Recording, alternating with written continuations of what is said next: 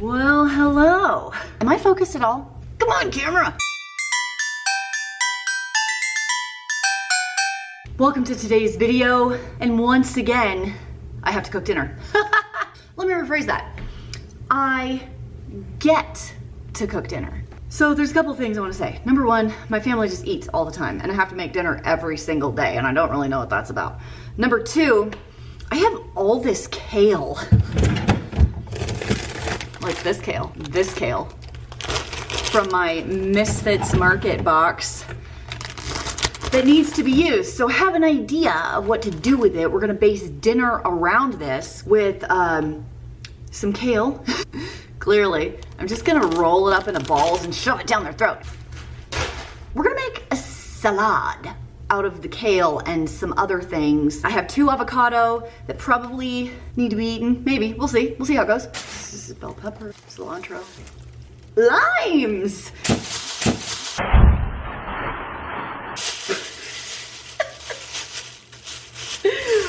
Okay, way more limes than I thought. I can juggle these limes. Will you give me a like on this video? Oh! I really can't do it really. Oh no! Lime! We've got a lime down! A little rascal. But I definitely want some meat in this salad. I want to top it with meat. If you want to eat healthy and you don't want to make it difficult, my biggest tip for you is delicious meat on top of salad. You have all the health and fitness, you have the protein, it's easy, it tastes good, throw a nice dressing on there, bada boom, bada bang, you're done. I'm hoping I have some bone-on chicken, but what? Bone-in chicken in my downstairs freezer. Come with me and let's go see if we can find it, okay. Do you see what I see? Just kidding, I actually don't see much of anything, so let's move this out of the way. Okay, I do see chicken and an ice cream maker. Should we make ice cream later? What's this? Bone-in chicken? We'll start with that. Maybe we'll check the outside freezer, see what we can find. Wow. This is really full. Oh my gosh, a brisket. I have got to get on that. I don't see any other chicken. Okay, I couldn't find any more chicken, and truthfully, this is not enough to feed 7 people right here. This is only, it looks like 2 leg quarters. But I did find 1 pound, like half this bag of raw shrimp. So some people can have shrimp, some people can have chicken. I have some black beans, I have some quinoa, and all these veggies. We'll stick this in the microwave to start defrosting, and let's put together.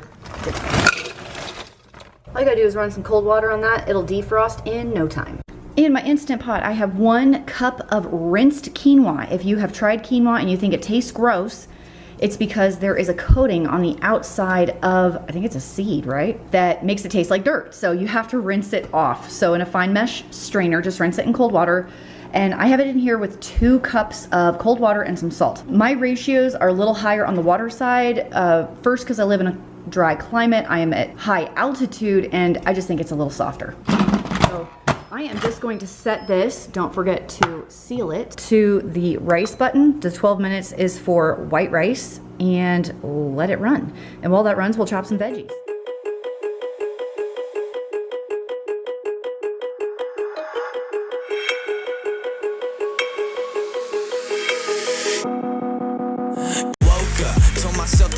Never stop. I've been stressed out, watching both these hands around the clock. With my eyes wide, trying to get the panorama shot. Whole world getting blurry to me, answers getting lost. So I watch my back and keep it moving. Okay, I left the root end of the onion intact. Via, was that Gordon Ramsay style? Nope. My eyes are still burning, and yes, I had kept them in the fridge like overnight, so they were cold. Kept the roots intact. My eyes are still watering. In my salad bowl so far, I have about 3 cups of the kale. I think this is the Tuscan kale. Half of a diced red onion, purple onion, whatever. Chopped up bunch of cilantro, 1 red bell pepper, 1 jalapeno, and I think that is it so far. And in an effort to clean out my veggie drawer, I'm gonna do just some sauteed veggies or maybe air fryer veggies. So I have some rainbow chard here. I rinsed in my salad spinner some baby bok choy, so we're gonna throw that in also. I feel like these yellow squash want to go in too, and maybe these green onions. I think that's a good plan. Come on, squashies. Let's go. So I'm gonna mix these in as well, and we're just gonna saute them all together with some seasonings, and it's gonna be delicious. It's time to make my salad dressing for my quinoa salad that I'm gonna make, and it's really, really easy. It's just lime juice, equal parts lime juice and olive oil with a little bit of salt.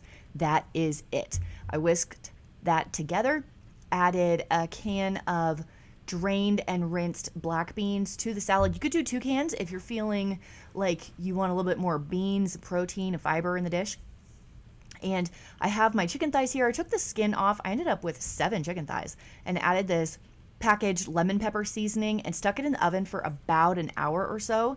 My grill is frozen solid, so I can't really use it. Got my quinoa out, added that to my salad after it cooled a little bit, and threw the dressing in so everything could kind of soak in together. Gave it a stir, tasted for seasonings, which I'll show you in just a second, and I did need a little bit of salt and pepper on that. Next up, I'm putting all of my veggies in my air fryer. This is so easy to do. You just put a little drizzle of oil and whatever seasoning you want. Today I'm using Tony's. You could just do salt and pepper. You could do a Mrs. Dash seasoning or whatever, and then I mix it all in together and then cook it until everything is cooked. This one took about 15 minutes on 375 or so. I spread my shrimp around with some oil, some of this Caribbean seasoning. Old Bay would work, whatever you want, salt and pepper would work. A couple of sliced lemons, so we're gonna stick this in the oven with the chicken for about 10 minutes, just as long as it takes to cook. Here, the chicken is almost done, so as soon as this is done, we can pull them both out, top our salad, and we are good to eat. And if I haven't taught you this yet, let this be a lesson. Before you serve your food, taste your food. Pepper. Okay, dinner is ready. I have the salad right here. I tasted for seasonings. Here are my roasted veggies. You can see that the leafy parts kind of disintegrated, and I'm left with the squash and the stems of the chard and the bok choy. I am gonna cut up the avocados for the top of the salad. Here is my cooked shrimp and chicken for those that they can pick their protein to go on top of the salad. And I have some pepitas right here. See if I can dig out any cheese out of the fridge, and I have a few more sliced limes on the table.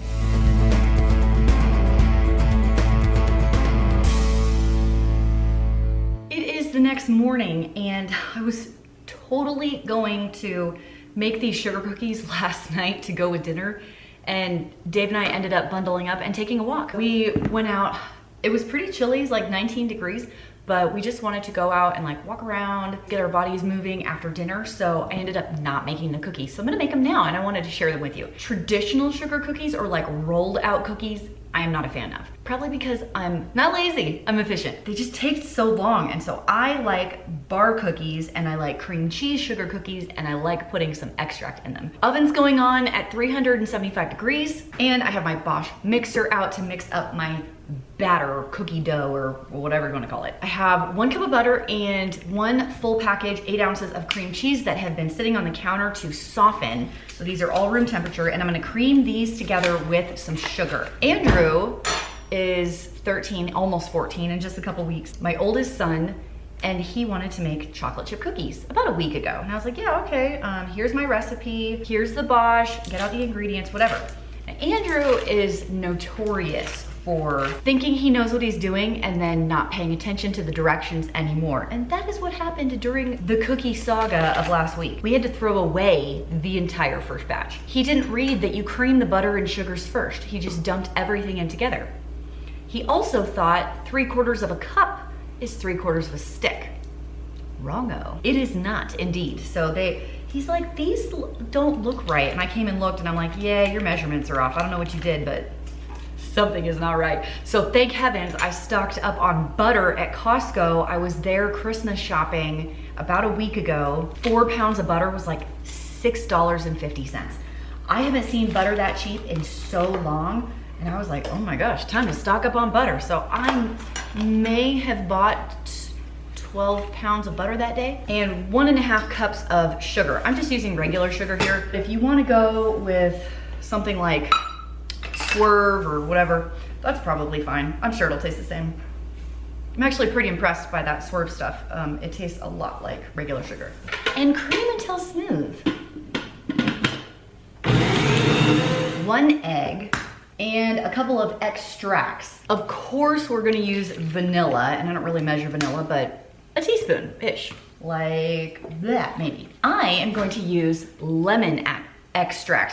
Sometimes people like to use almond or other things like that. I don't prefer the flavor of almond extract, but I love citrus. Planning on using just some fresh lemon zest in here as well, but I ended up using those for dinner last night. I don't have any more lemons. 1 teaspoon of this, and I am gonna measure this just because it's very strong. I learned that trick a long time ago. I went to someone else's house for Christmas. It was like a Christmas cookie exchange with kids, and it was a play date, and it was a thing. And I had never liked sugar cookies before, and she had made these cookies, and I'm like, oh my gosh, there's something in here that's so nice and refreshing. And she's like, it's lemon. And I'm like, oh my gosh, I put lemon in my sugar cookies from now on. Okay, last couple of ingredients are all of the dry ingredients. So we're gonna do flour, baking soda, baking powder, and I believe salt. 2 3/4 cup of flour. This is just your standard all-purpose flour. And I have never tried this recipe with an alternative flour, so I have not tried almond flour or coconut flour or anything like that. I cannot tell you how it would compare. Do a 1/4 teaspoon of salt, 1/2 teaspoon of baking soda, and 1 teaspoon of baking powder. Yes, I have is it 5 pounds? 5 pounds of baking powder. I need to make more banana bread, I think. Okay, I'm gonna blend this until it's incorporated thoroughly, and then we will pour it out on a lipped cookie sheet.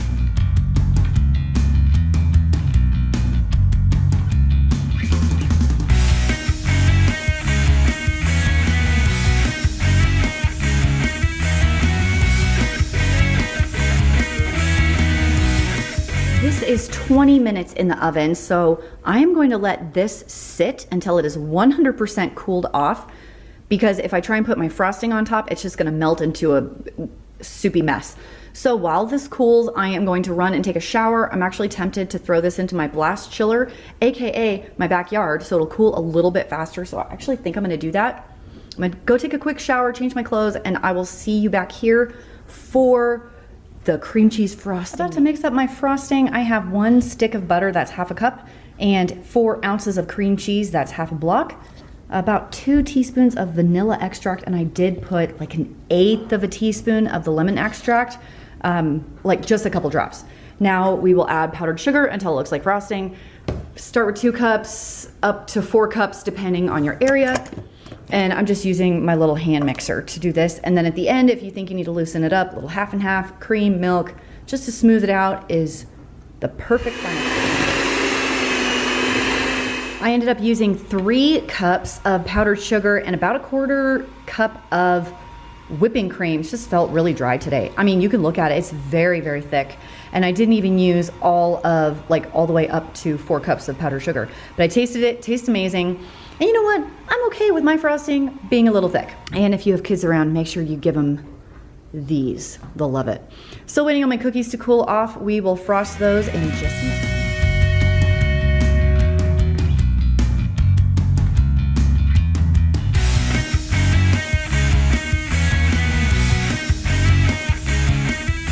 Sugar cookies are done and frosted, and I just feel like we need to taste test them. You know what I'm saying? This should make at least 3 dozen cookies. I feel like they're so rich, you could probably cut them on the small side. So you could go thicker on the frosting. I just personally don't like a super, super thick frosting on cookies of any kind. But that's just me. Like, if you like a lot of frosting, by all means, put more frosting on. It came out pretty good, actually. Okay, there's the texture of the inside. You could do sprinkles over the top. I don't know that I have sprinkles. They're so good. I feel like the richness of the cream cheese and the fact that they're in this long bar, they're not as dry as a lot of sugar cookies can be. They're really good. So if I eat like 3 of these, that's lunch, right? Yeah, that's a good cookie. I highly recommend. I will have all the recipes for the dinner and then these cookies that I made down below in the description box for you.